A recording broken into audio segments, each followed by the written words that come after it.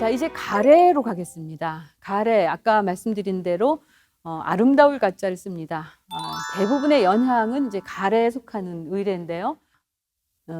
그 자료가 잘 남아있는 거, 아까 제가 여러분한테 보여드린 바로 이 자료입니다.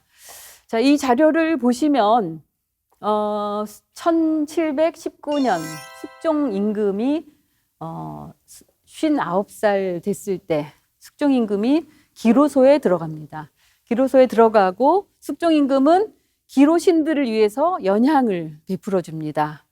그 연향을 베풀어 줄 때 그 당시의 모습, 지금 여기 앉아 있는 주인공들 하나하나가 다 명단에 나와 있는 인물들이고요. 또 아파서 참석한 사람은 참석을 못했다라는 내용까지도 다 기록을 해놨는데요. 지금 이 그림에 보시면 제일 첫 번째 술잔을 올리는 절차에서 무동이 초무를 춥니다. 처음 초자를 써서. 그래서 무동이 춤추는 장면이 나오고요. 그 다음에 여기 아래쪽에 보면 처용이 5명이 막 뛰어들어오는 동작이 나옵니다. 사실 처용무는 이 연향의 가장 마지막 단계에서 춘 춤이거든요. 오방처용이라고 하는데요. 5방위, 동서남북, 중앙에 해당하는 처용이 각각 그 빛깔에 맞는 옷을 입고 나와서 추는데, 이 그림을 보는 방법은 이걸 그대로 보면 초무하고 처용무를 같이 췄나? 이렇게 오해할 수 있지만, 이 기록화의 특징은 가능하면 많은 것을 한 화면에 보여주려고 하는 특징이 있습니다. 그렇기 때문에 동시에 했다라고 생각하시면 안 되고요. 이제 초무 따로 했고 처용무 따로 했지만 여기에서는 동시에 나오는 것처럼 그렇게 볼 수가 있고요. 여기 음악인들이 지금 여기에 도열을 하고 있는데요. 여기 무대 한번 보세요. 여기 계단이 보이죠? 이건 우리가 보계 혹은 뜰부자를 써서 부계라고도 하는 임시 가설 무대입니다. 그래서 이 원래 그 구조에서 더 넓혀가지고 많은 사람들이 무대에 한꺼번에 앉을 수 있도록 그렇게 꾸미는 무대라는 걸 알 수가 있고요. 악대도 이렇게 좀 높은 데 위치하는 전상악이 있고요. 그 다음에 뜰에 위치하는 헌가가 있습니다. 그래서 전상악 악기하고 헌가 악기가 전부 이렇게 규모도 다르고 내용도 다르다는 걸 알 수가 있고요. 그리고 이 사람들이 지금 전부 서서 연주를 합니다. 서서 연주를 한다는 것은 이동 가능한 그런 방식으로 연주하는 그런 모습을 보여주는 걸 알 수가 있고요. 또 이 오방처용 말고 여기에 아주 어린아이처럼 보이는, 역시 오방의 색깔을 입고 있는 어린아이들이 보이거든요. 얘네들은 무동입니다. 그래서 이 오방처용이 춤을 출 때 그 사이사이 끼어서 현무라고 하는 춤을 추게 됩니다.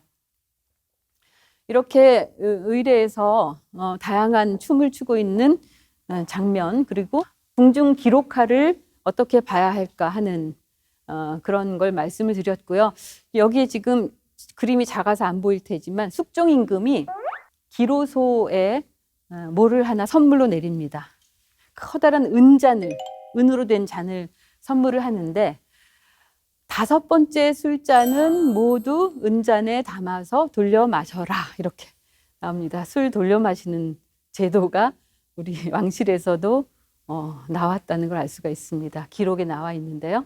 그래서 그 기쁨을 같이 나누자라고 하는 의미로, 그래서 이제 다음 화면으로 제가 보여드릴 거에도 보면 그 기로신들하고 악대가 이동하는 장면이 지금 나와 있죠. 그림에 처용들이 지나가고, 그 다음에 악대 가고, 그 다음에 현무로 참여하는 그 무동들 그림도 나와 있습니다.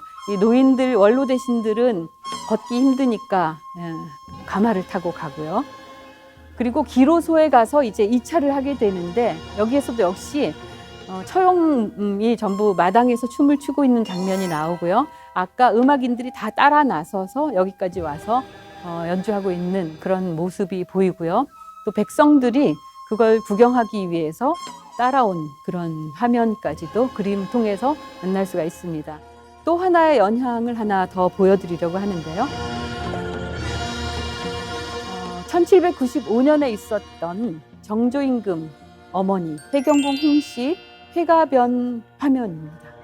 회가변을 할 때 회가변 말고도 양로연도 했고요. 또 과거 시험도 치렀고 왕이 어떤 장소를 이동하면 임시 과거를 봅니다. 그래서 그 지역에 왕이 온다는 것은 굉장히 큰 의미를 지니는 거죠. 그 지역 인재들을 다 등용을 하게 하는 그런 기회도 만들기 때문에 왕이 그냥 오는 것만 아니라는 거 알 수 있고, 왕이 오고 가고 하는 과정에서 백성들의 억울한 사연을 하소연하기도 합니다. 격쟁이라고 하는. 그리고 실제 거기에서 연양을 할 때 빈민구제도 합니다. 사대문에서 쌀을 나눠주는 사미 행사도 하고, 그런데 그 많은 행사들 중에 바로 하이라이트는 해경궁 홍씨 회가변인데요. 실제 생일은 그 날짜가 아닙니다. 실제 생일은 6월 18일인데요. 6월 18일이면 사실은 농번기입니다. 농번기이기 때문에 많은 사람들이 굉장히 번잡스럽고 바빠야 되는 시기에 만약에 해경궁 씨 회가변을 한다고 화성에 다 모아놓고 오라 가라 하면 사실은 보통 문제가 아니죠. 그래서 해경 씨 회가변을 윤 2월 달에 화성에서 하게 되는데요. 그 연향의 내용이 원행을묘 정리의궤라는 데 상세하게 기록이 되어 있습니다. 화성행차 다섯째 날에 봉수당에서 오전 8시 45분경에서 했다라는 것을 알 수가 있습니다. 붕에서 화성까지 일행이 가야 되죠. 그래서 배다리를 다산 정약용이 배다리를 설계를 합니다. 배다리를 만들어 놓고 다리를 임시로 가설하고 그 많은 인원이 강을 건너고 다시 다 끝난 다음에 다시 강을 건너가는 그런 다리까지도 만들고 화성의 봉수당에서 여러 행사를 치르는데, 그 이동하는 장면에 그 음악인들도 함께 이동하는 모습이 나옵니다. 말을 타고 각각 악기를 들고 가는데요. 보면 말 타고 전부 악기를 연주하고 있는 모습이 보여요. 자바라 치고 있고 해금 연주하고 있고요. 북 치고 있고요. 그래서 이동하면서도 특정 구간에는 음악을 연주하면서 갔구나라는 것을 알 수가 있고요.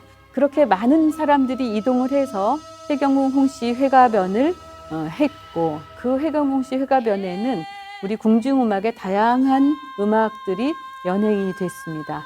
마지막으로 한 장을 더 보여드린다면 봉수당에서 있었던 진찬 그림입니다. 진찬 그림인데 여기에 그림에 보면 해경궁 씨가 어디에 있었을까? 저기 그물막으로 쳐놓은 안쪽에 앉아 계시다. 정조 임금은 어디에 계실까? 표피방석에 앉아 계시는데 왕은 그리지 않습니다. 휘한다고 하죠. 그리지 않고 방석만 보입니다. 그리고 거기에 이제 시중 드는 사람들이 앉아 있는 거 보일 수 있고요. 그 다음에 헌선도 정제라고 하는 궁중 정제를 추는 장면이 그림에 나와 있는 걸 알 수가 있습니다. 정말 다양한 의례가 해경궁 씨 회가변 때 연행이 됐는데요. 영상으로 하나만 보여드리겠습니다. 포구락 정제라는 춤인데요. 포구락 정제는 그 포구문이라고 하는 일종의 문 같은 거를 만들어 놓고 춤을 추는 사람이 춤을 추다가 공을 그 문에다가 던져 넣는 그런 게임 같은 춤이에요. 게임 같은 춤인데 던져 넣어서 그 구멍에 통과시키면 상으로 꽃을 받습니다. 무원이. 그런데 공을 던지지 못, 통과 못 시키면 얼굴에 먹줄을 다 그어요. 그래서 저 맞은편에는 이 꽃을 선물 줄 사람하고 먹점을 칠 사람이 기다리고 있다가 얘 결과를 보고 얼굴에 이렇게 긋기도 하고, 그래서 굉장히 게임 같은 그런 춤도 궁중정제로 연행이 됐고, 그 외에도 다양한 춤이 추어졌는데요.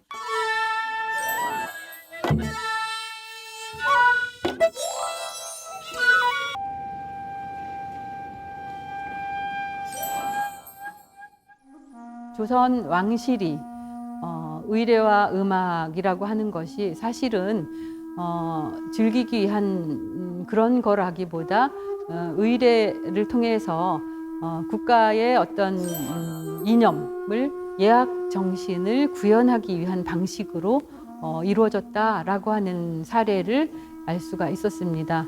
자, 조선조를 운영할 수 있는 큰 힘, 예와 악의 정신에 있지 않았을까 저는 생각해 봅니다. 강의 마치겠습니다. 고맙습니다.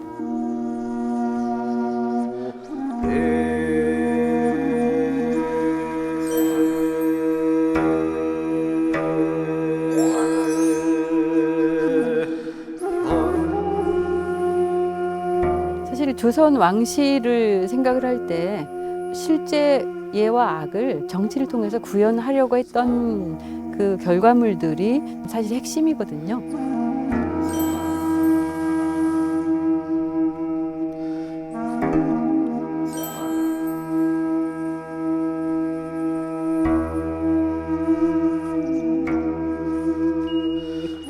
기본적으로 나누는 정신이 들어가 있거든요.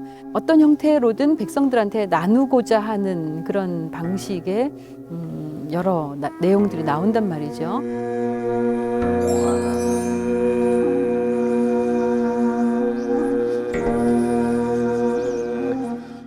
화려한 거를 추구하는 그런 것이 아니라 예와 악을 구체적으로 어떻게 드러내고자 했는가 하는 그 방식을 알려주는 거라서 좀 더 많은 분들이 관심을 가지면 좋겠다 하는 생각을 합니다.